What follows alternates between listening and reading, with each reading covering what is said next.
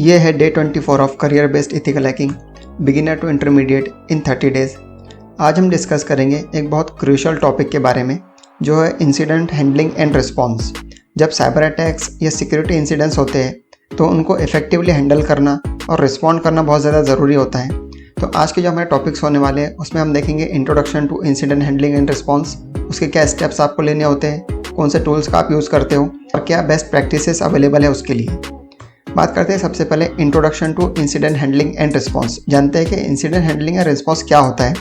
Incident handling and response एक systematical approach है जो ऑर्गेनाइजेशंस यूज़ करती है to manage and mitigate the impact of security incidents. ये प्रोसेस इंश्योर करता है कि इंसिडेंट्स क्विकली डिटेक्ट किए जाएँ, उनका इम्पैक्ट मिनिमाइज हो और फ्यूचर इंसिडेंट्स प्रिवेंट हो। इंसिडेंट हैंडलिंग एंड रिस्पॉन्स के कुछ बेसिक स्टेप्स होते हैं। फर्स्ट स्टेप है प्रिपरेशन। ये स्टेप पहले से प्लानिंग करना होता है। पॉलिसीज़, प्रोसीजर्स और टूल्स डिफाइन करते हैं जो इंसिडेंट्स होने पे यूज़ होंगे। सेकेंड स्टेप होता है आइडेंटिफिकेशन। इस स्टेप में डिटेक्ट करना होता है कि इंसिडेंट्स हुआ है या नहीं। लॉग्स, अलर्ट्स और यूज़र रिपोर्ट से सस्पिशियस एक्टिविटीज़ आइडेंटिफाई की जाती है।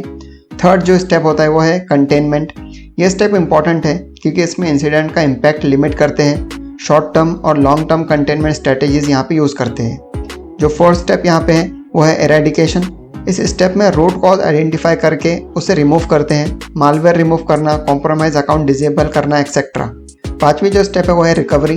सिस्टम को नॉर्मल ऑपरेशंस पे वापस लाना, बैकअप से डेटा रिस्टोर करना, सिस्टम्स रिकॉन्फ़िगर करना और सिक्योरिटी पैचेस अप्लाई करना। ये सब चीज़ें रिकवरी में आती है। और जो लास्ट स्टेप है वो है रिव्यू।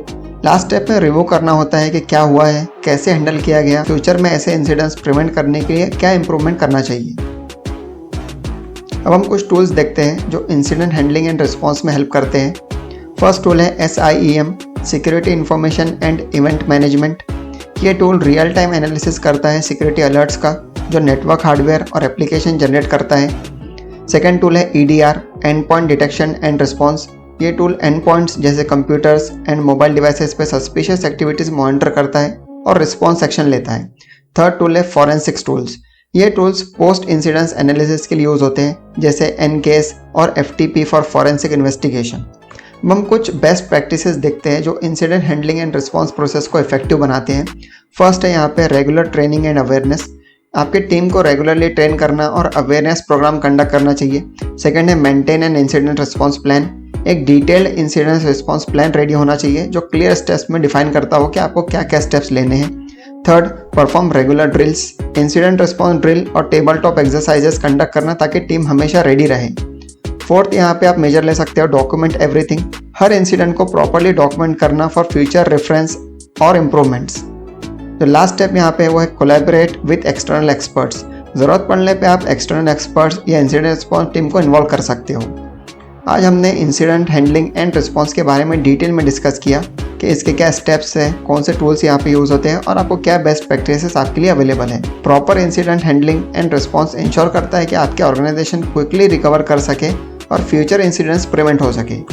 जो हमारा डे 25 होगा उसमें हम देखेंगे फॉरेंसिक्स बेसिक।